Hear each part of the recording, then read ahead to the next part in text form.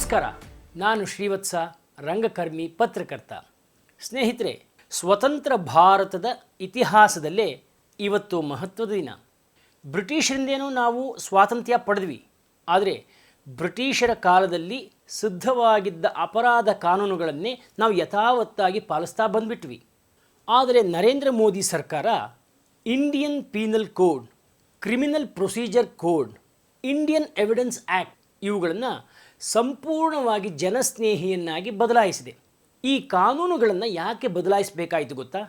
ಕೆಲವು ಇಂಟ್ರೆಸ್ಟಿಂಗ್ ವಿಚಾರಗಳನ್ನು ನಿಮ್ಮ ಮುಂದೆ ಇಡ್ತಾ ಇದ್ದಾರೆ ನಿವೃತ್ತ DGP ಡಾಕ್ಟರ್ DV ಗುರುಪ್ರಸಾದ್.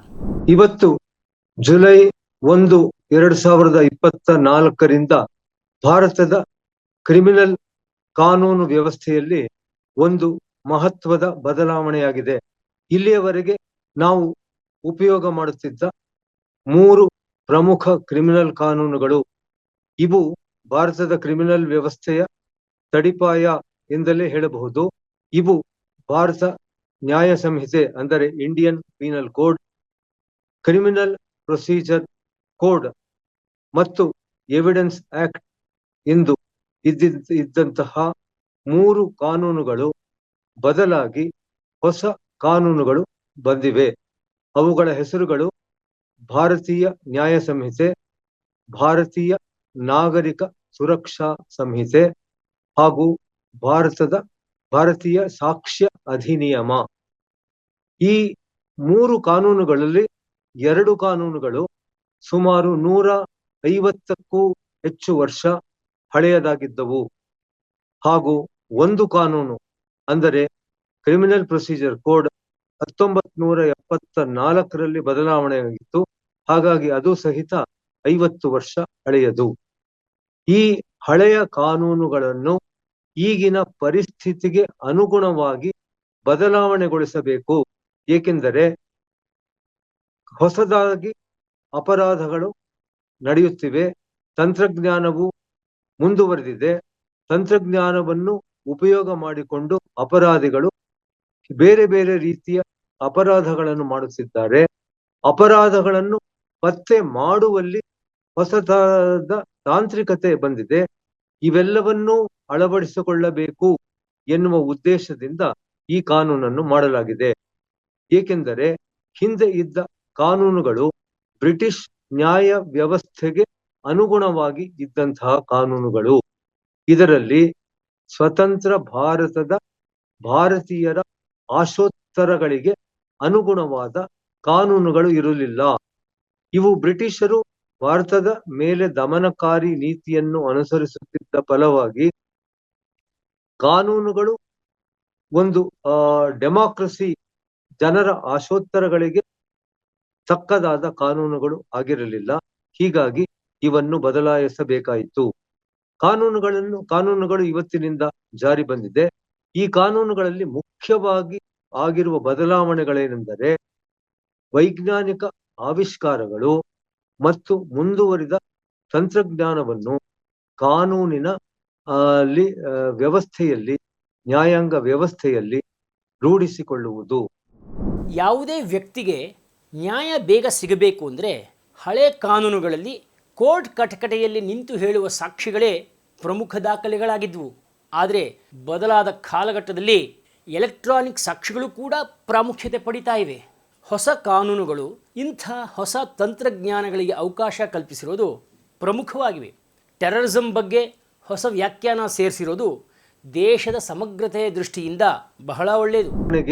ನಾವು ಕೊಡುವ ಪ್ರಥಮ ವರ್ತಮಾನ ವರದಿ ಅಂದರೆ FIR ನಿಂದ ಹಿಡಿದು ನ್ಯಾಯಾಲಯದಲ್ಲಿ ನಡೆಯುವ ವಿಚಾರಣೆಗಳು ಇವೆಲ್ಲವೂ ಎಲೆಕ್ಟ್ರಾನಿಕ್ ಮಾಧ್ಯಮದಲ್ಲಿ ನಡೆಯುವಂತಹ ಅನುಕೂಲ ಮಾಡಿಕೊಡಲಾಗಿದೆ.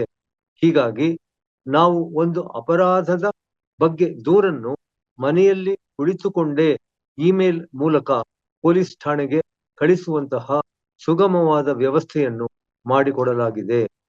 ಅದೇ ರೀತಿಯೇ ತನಿಖೆಯ ಪ್ರತಿಯೊಂದು ಹಂತದಲ್ಲಿಯೂ ಪೊಲೀಸರು ತಾವು ಮಾಡಿದ ತನಿಖೆಯನ್ನು ವಿಡಿಯೋ ರೆಕಾರ್ಡಿಂಗ್ ಮಾಡಬೇಕು ಎನ್ನುವ ಹೊಸ ಕಾನೂನನ್ನು ತರಲಾಗಿದೆ.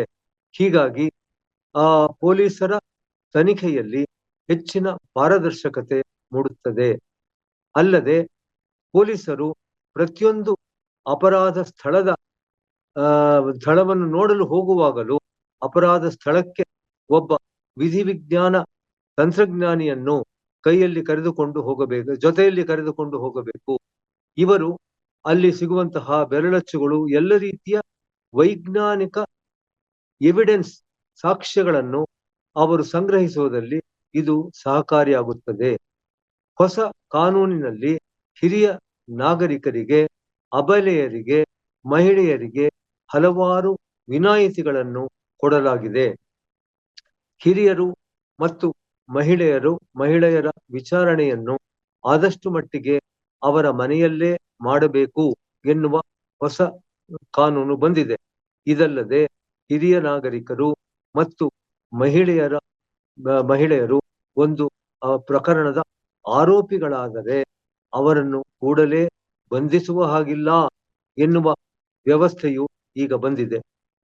ಈ ಕಾನೂನಿನಲ್ಲಿ ಸಂತ್ರಸ್ತೆಯರ ಬಗ್ಗೆ ಹೆಚ್ಚಿನ ಅನುಕಂಪವನ್ನು ತೋರಿಸಲಾಗಿದೆ. ನಮ್ಮಲ್ಲಿ ಸ್ತ್ರೀಯರು ಮತ್ತು ಮಕ್ಕಳು ಹಲವಾರು ರೀತಿಯ ಶೋಷಣೆಗಳಿಗೆ ತುತ್ತಾಗುತ್ತಿದ್ದಾರೆ. ಅಪರಾಧಗಳಲ್ಲಿ ಸಂತ್ರಸ್ತೆಯರಾಗುವುದು ಈ ಗುಂಪುಗಳೇ. ಈ ಗುಂಪುಗಳಿಗೆ ಹೊಸ ಕಾನೂನಿನಲ್ಲಿ ಸಾಕಷ್ಟು ಸಹಾಯವನ್ನು ನೀಡಲಾಗಿದೆ. ಹೊಸ ಕಾನೂನಿನಲ್ಲಿ ಚೈಲ್ಡ್ ಅಂದರೆ ಮಗು, ಇದರ ವ್ಯಾಖ್ಯಾನ ಏನು ಎನ್ನುವುದನ್ನು ಬದಲಾಯಿಸಿ 18 ವರ್ಷ ವಯಸ್ಸಿನ ಪುರುಷನಾಗಲಿ ಸ್ತ್ರೀಯಾಗಲಿ ಅವರಿಗೆ ಇಬ್ಬರಿಗೂ ಚೈಲ್ಡ್ ಅಂದರೆ ಮಗು ಎಂದೇ ಕರೆಯಲಾಗುತ್ತದೆ. ಇವತ್ತಿನ ನ್ಯಾಯಾಂಗ ವ್ಯವಸ್ಥೆಯ ಬಗ್ಗೆ ಜನ ಒಂದು ಮಾತಾಡ್ಕೋತಾರೆ, ಅಯ್ಯಪ್ಪ ಯಾಕಪ್ಪ ಬೇಕು ಈ ಕೋರ್ಟು ಕಚೇರಿ, ವರ್ಷಾನ್ಗಟ್ಲೆ ಅಲಿಬೇಕಾಗುತ್ತೆ, ನಮ್ಮಲ್ಲೇ ಏನೋ ಒಂದು ಕಾಂಪ್ರಮೈಸ್ ಮಾಡ್ಕೊಂಬಿಡೋಣ. ಹೊಸ ಕಾನೂನಿನಲ್ಲಿ ಈ ವಿಳಂಬಕ್ಕೆ ಅವಕಾಶ ಇಲ್ಲ. ಚಾರ್ಜ್ ಶೀಟ್ ಹಾಕೋದ್ರಿಂದ ಹಿಡಿದು ನ್ಯಾಯಾಲಯ ತೀರ್ಪು ಕೊಡೋವರೆಗೆ ಎಲ್ಲಕ್ಕೂ ಇಂತಿಷ್ಟು ದಿನ ಅಂತ ಫಿಕ್ಸ್ ಮಾಡಲಾಗಿದೆ. ಎಲ್ಲವೂ ಅಷ್ಟರೊಳಗೆ ಮುಗಿಲೇಬೇಕು. ಎಂಥ ದೊಡ್ಡ ಬದಲಾವಣೆ ಅಲ್ವಾ? ಇದಲ್ಲದೆ ಇಲ್ಲಿಯವರೆಗೆ ನಮ್ಮ ಕಾನೂನಿನಲ್ಲಿ ಸಂಘಟಿತ ಅಪರಾಧಗಳು ಹಾಗೂ ಟೆರರಿಸಂ ಅಂದರೆ ಉಗ್ರವಾದದ ಬಗ್ಗೆ ಹೆಚ್ಚಿನ ವಿಶ್ಲೇಷಣೆಗಳು ಇರಲಿಲ್ಲ. ಈಗ ಅವೆರಡರ ಬಗ್ಗೆಯೇ ಹೊಸ ಕಾನೂನುಗಳನ್ನು ರೂಢಿಸಲಾಗಿದೆ. ಒಟ್ಟಾರೆ ಹೇಳುವುದಾದರೆ ಭಾರತೀಯ ನ್ಯಾಯ ಸಂಹಿತೆ ಏನಿದೆ, ಇಂಡಿಯನ್ ಪೀನಲ್ ಕೋಡ್, ಅದು ಬದಲಾಗಿ ಹೊಸದಾಗಿ ಆಗುತ್ತಿರುವ ಅಪರಾಧಗಳಿಗೆ ತಕ್ಕಂತೆ ಅದು ಮಾರ್ಪಾಟಾಗಿದೆ. ಅದೇ ರೀತಿಯೇ ಭಾರತದ ನಾಗರಿಕ ಸುರಕ್ಷಾ ಸಂಹಿತೆ ಎಂದರೆ ಕ್ರಿಮಿನಲ್ ಪ್ರೊಸೀಜರ್ ಕೋಡ್ನಲ್ಲಿ ಮುಂದೆ ಬದಲಾಗುತ್ತಿರುವ ತಾಂತ್ರಿಕತೆಯನ್ನು ಅಳವಡಿಸಿಕೊಂಡು ಅತ್ಯಂತ ಶೀಘ್ರ ರೀತಿಯಲ್ಲಿ ನ್ಯಾಯ ಸಿಗುವಂತೆ ಮಾಡಲಾಗಿದೆ. ಈ ಕಾನೂನಿನನ್ವಯ ತನಿಖೆಯಿಂದ ಹಿಡಿದು ಒಂದು ಪ್ರಕರಣದ ವಿಚಾರಣೆ, ಆ ಪ್ರಕರಣದ ತೀರ್ಪಿನವರೆಗೆ ಕಾಲಮಿತಿಯನ್ನು ನಿಗದಿಪಡಿಸಲಾಗಿದೆ. ಈ ಕಾಲಮಿತಿಯನ್ನು ನಿಗದಿಪಡಿಸಲಾಗಿರುವ ಕಾರಣದಿಂದ ಶೀಘ್ರ ರೀತಿಯಲ್ಲಿ, ತ್ವರಿತ ರೂಪದಲ್ಲಿ ನ್ಯಾಯವು ಸಿಗುವ ಭರವಸೆ ಇದೆ.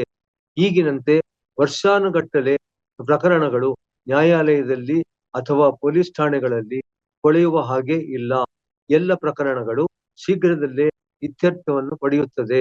ಇದಲ್ಲದೆ ಯಾವನಾದರೂ ಒಬ್ಬ ಆರೋಪಿಯು ನ್ಯಾಯಾಲಯದ ವಿಚಾರಣೆಯಿಂದ ತಪ್ಪಿಸಿಕೊಂಡರೆ ಅವನ ಅನುಪಸ್ಥಿತಿಯಲ್ಲಿಯೇ ಅವನ ವಿಚಾರಣೆಯನ್ನು ನಡೆಸುವಂತಹ ಹೊಸ ವ್ಯವಸ್ಥೆ ಜಾರಿಗೆ ಬಂದಿದೆ. ಇದಲ್ಲದೆ ಒಬ್ಬ ವಿಡಿಯೋ ಕಾನ್ಫರೆನ್ಸಿಂಗ್ ಮೂಲಕವೂ ಸಾಕ್ಷ್ಯವನ್ನು ತೆಗೆದುಕೊಳ್ಳುವಂತಹ ವ್ಯವಸ್ಥೆಯನ್ನು ಜಾರಿ ಮಾಡಲಾಗಿದೆ. ಒಟ್ಟಾರೆ ಹೇಳುವುದಾದರೆ 21ನೇ ಶತಮಾನದ ತಾಂತ್ರಿಕತೆ, ವೈಜ್ಞಾನಿಕ ಮುನ್ನಡೆ ಮತ್ತು ಜನರಿಗೆ ಬೇಕಾದ ಅನುಕಂಪ, ಕಾನೂನಿನ ಶೀಘ್ರ ವಿಲೇವಾರಿ ಇವೆಲ್ಲವನ್ನೂ ಒಟ್ಟುಗೂಡಿಸಿ ಭಾರತದ ಕ್ರಿಮಿನಲ್ ನ್ಯಾಯಾಂಗ ವ್ಯವಸ್ಥೆಗೆ ಹೊಸ ರೀತಿಯ ರೂಪವನ್ನು ಕೊಡಲಾಗಿದೆ. ಇದರ ಉದ್ದೇಶ ಬಹಳ ಸ್ಪಷ್ಟ. ನಮ್ಮ ಭಾರತದ ನಾಗರಿಕರಿಗೆ ಆದಷ್ಟು ಬೇಗ ಕಾನೂನಿನ ಸಹಾಯ ಸಿಗಬೇಕು ಎನ್ನುವುದು. ಈ ಕಾನೂನು ಕೇವಲ ನೊಂದವರಿಗಷ್ಟೇ ಅಲ್ಲದೆ ಪೊಲೀಸರಿಗಾಗಲಿ, ನ್ಯಾಯಾಂಗಕ್ಕಾಗಲಿ ಅಥವಾ ನ್ಯಾಯವಾದಿಗಳಿಗಾಗಲಿ ಸುಲಭವಾಗಿ ತಿಳಿಯುವಂತಹ ಕಾನೂನಾಗಿದ್ದು, ಈ ಕಾನೂನು ಬರುವುದರಿಂದ ವ್ಯವಸ್ಥೆಯಲ್ಲಿ ಮಹತ್ತರ ಬದಲಾವಣೆಗಳನ್ನು ನಾವು ಕಾಣಬಹುದಾಗಿದೆ. ನೋಡಿದ್ರಲ್ಲ ಸ್ನೇಹಿತರೆ, ಬ್ರಿಟಿಷರು ಮಾಡಿರುವ ಕಾನೂನು ದಂಡ ಸಂಹಿತೆ ಅಂತ ಇತ್ತು. ಈಗ ನರೇಂದ್ರ ಮೋದಿ ಸರ್ಕಾರ ಮಾಡಿರುವ ಕಾನೂನು ನ್ಯಾಯ ಸಂಹಿತೆ ಅಂತ ಬದಲಾಗಿದೆ. ಇವತ್ತಿಂದ ಶಿಕ್ಷೆ ಕೊಡೋದೇ ಕಾನೂನಿನ ಉದ್ದೇಶವಲ್ಲ, ನ್ಯಾಯ ಕೊಡಿಸೋದು ಅವುಗಳ ಉದ್ದೇಶವಾಗಿದೆ. ಎಂಥ ಬದಲಾವಣೆ ಅಲ್ವಾ?